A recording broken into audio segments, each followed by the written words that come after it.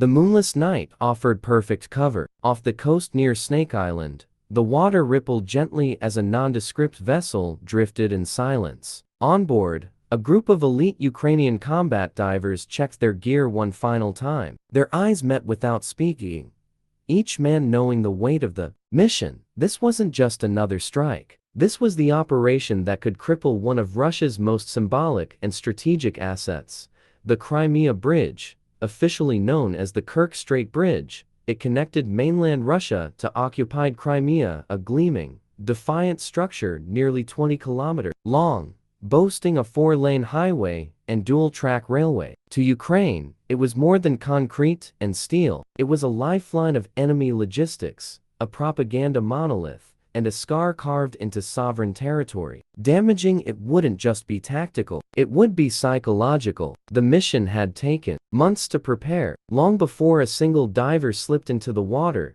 Ukrainian intelligence analysts, engineers, and special operations commanders were quietly mapping the bridge's underside. Reconnaissance drones, satellite surveillance, and intercepted maritime chatter revealed a web of defenses. Sonar buoys, anti-diver nets, thermal cameras, and naval patrols. Russian planners believed their bridge was untouchable, armored by distance, and defended by a cocoon of technology. But they didn't anticipate what was coming from below.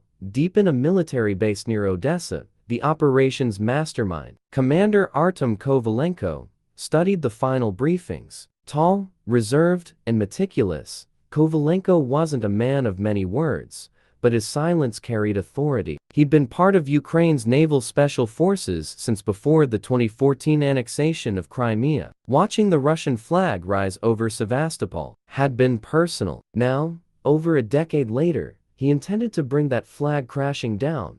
The plan he'd overseen was a marvel of modern asymmetric warfare, a hybrid strike using elite divers and state-of-the-art underwater drones. The Ukrainian military had begun quietly rolling out the Marichka and Sea Baby drone platforms, black, sleek torpedo-shaped machines equipped for stealth, precision, and payload delivery. Unlike airborne drones, these naval counterparts were invisible to most radar and sonar. They could loiter undetected for hours beneath the surface, waiting for a signal or timer to strike. But technology alone wouldn't be enough. The most critical explosives would need to be placed by hand. That job fell to 6 men hardened specialists trained in EOD, sabotage, and subsurface navigation. Each carried a custom rebreather to avoid giving off bubbles and sonar signatures. They had memorized the underwater approach routes, practiced in pitch-dark conditions, and studied 3D sonar scans of the bridge's foundations until they could navigate them blindfolded. The moment came just after 2:00 a.m. on June 3, 2025. The insertion vessel, disguised as a civilian fishing boat, cut its engines 3 kilometers from the bridge. Commander Kovalenko gave the go-ahead. The divers dropped silently into the water,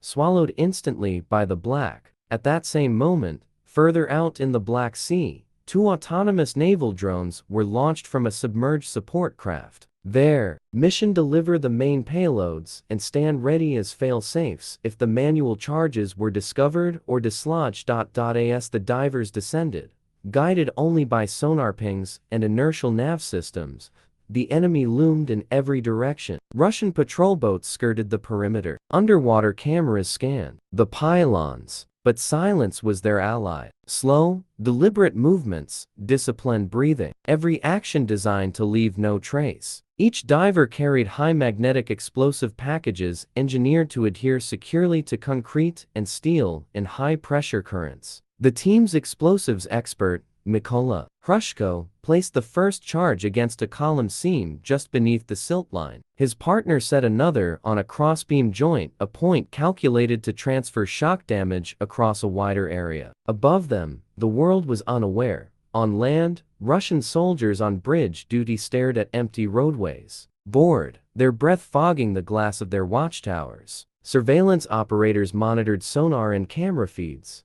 unaware that the stillness they were seeing was not safety, it was the calm before detonation. The drones, nearly 1,000 kilograms of payload between them, crept toward their designated pylon zones, keeping just above the seafloor. Unlike their predecessors, these drones carried multiple internal detonators, tamper sensors, and backup timing systems. They were meant to succeed even if the divers failed, but failure wasn't an option. By 3:15 a.m., all charges were set. The divers reassembled at the extraction point, their oxygen running low. The withdrawal was slow, excruciating, and silent. Every sound echoed like thunder in their ears. As they reached the surface, a support rib skimmed the water to recover them, its electric motor whispering across the black waves. A T. Mission Control. Commander Kovalenko waited. The signal came through. Payload secured. Team exfiltrated. All eyes turned to the countdown clock. 49 minutes. That was all that separated this moment from impact. Silence stretched. Someone in the room whispered a prayer. In the pre-dawn darkness, far to the southeast, a low rumble began to build, and then the sea exploded. The screen turned white. The bridge groaned as a column fractured. Surveillance feeds cut out one by one. Russian networks went into chaos. Roadways shattered, metal twisted, and within seconds, the logistics artery Russia thought was secure had been severed. But for Ukraine, it was only the beginning. The world would soon learn the impossible had been done. And the Russians? They wouldn't sleep so easily anymore. Aboard the Russian surveillance vessel Gerachan OK-24, Lieutenant Viktor Morozov gripped his headset tighter. At precisely 4:44 a.m., seismic sensors had detected a tremor beneath the Kerch Strait. Initially dismissed as routine seismic activity, that illusion shattered when panicked voices crackled across internal channels. The bridge had been hit. Morozov's terminal lit up with red alerts simultaneous. Signal loss across multiple support columns. One of the main pylons was gone. Explosions had erupted below the surface, and no drones had been spotted. That was the most terrifying part. Hundreds of miles away in Sevastopol, Russian Black Sea Fleet Command was scrambling. The bridge, touted endlessly by Kremlin propaganda as untouchable, had been breached again. But this time, the attack had been surgical, coordinated, and far more sophisticated than anything before. Kremlin advisors feared it wasn't just sabotage, it was a demonstration of capabilities, a grim preview of things to come. Back in Ukraine, Commander Artem Kovalenko remained outwardly calm, but his pulse quickened as satellite imagery began confirming the destruction. The southern road bridge span had collapsed, and structural fractures were spreading. He studied the images carefully,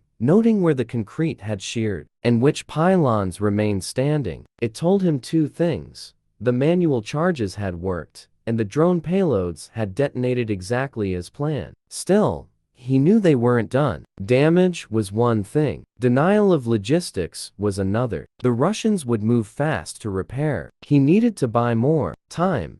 Kovalenko's next plan involved a second wave, this time deploying the Marichka underwater drones in full strike formation. Each drone was equipped with modular payload bays, offering them the flexibility to deliver explosives, jam sonar signals, or even carry portable EMP devices. They could operate independently or in swarm mode, one of Ukraine's newest tactics. If even 2 of the 7 drones reached their targets, the result would be chaos. Meanwhile, inside a dim underground command center near Mykolaiv, the operators prepared their consoles. Among them was Junior Lieutenant Alina Marchenko, one of Ukraine's few female drone specialists and a rising star in naval operations. Her face was bathed in soft blue light from her monitor as she guided one of the Sea Baby drones through an underwater trench south of the Crimean coastline. Her eyes flicked from sonar feed to navigation overlay, calculating timing to the second.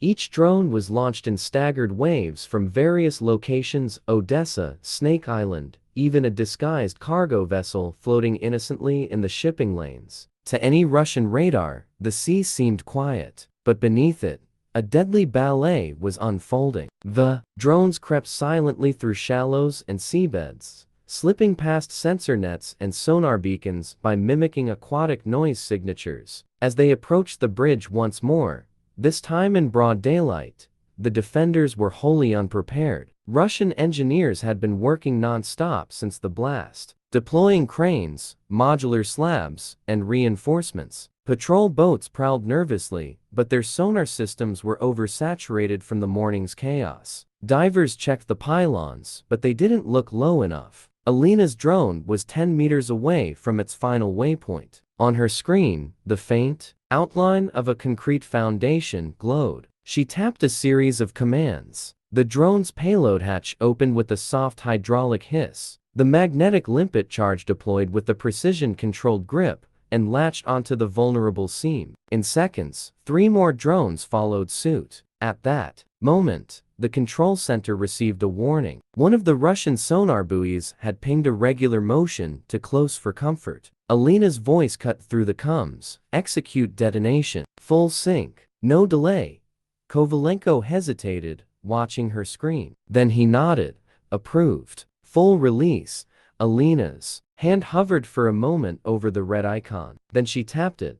The sea seemed to convulse. 4 drones detonated simultaneously, their combined force delivering a delayed second blow to the already stressed infrastructure. A steel pylon snapped. Debris splashed skyward. Panic erupted on Russian frequencies. Traffic halted. Rail transport stalled. Choke points rippled across Russian military logistics in southern Ukraine and occupied Crimea. And still, Ukraine maintained silence. No official claim. No flashy videos. Just a widening crack in the facade of invincibility Russia had built around the Kerch Bridge. But victory came with a cost. One of the drones had failed to detonate, and its capture risked reverse engineering. Worse still, Russian defenses had adapted quickly. By evening, the entire strait was on lockdown. Sub-hunting helicopters, electronic jamming, and naval patrols. Russians were fast learners. He needed another edge, a new weapon or tactic that could stay one step ahead. Alina entered the room quietly and stood beside him. "They're scared," she said softly. He nodded. "Yes, but fear fades. We need them disoriented." She looked at the footage looping on his screen of the collapsing bridge, of Russian forces scrambling in confusion. "I've got an idea," she said. "It involves what they think they know about us." Kovalenko turned to her. Sparked.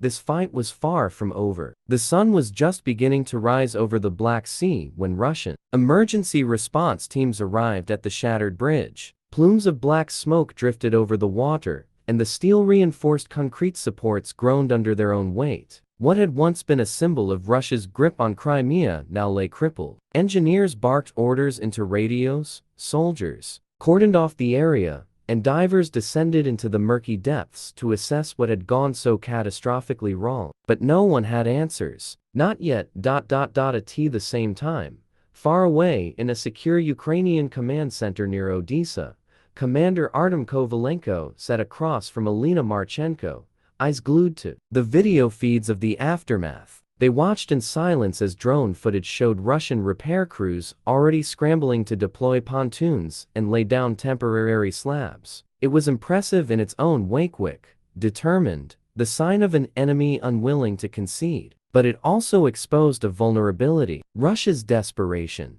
"We didn't sink it," Alina finally said. "But we broke the myth." Kovalenko agreed. "And they'll double their defenses. Which means we can't do this again the same way." She opened a tablet and brought up a concept schematic. It wasn't another drone or dive plan, it was a psychological operation. She explained her idea.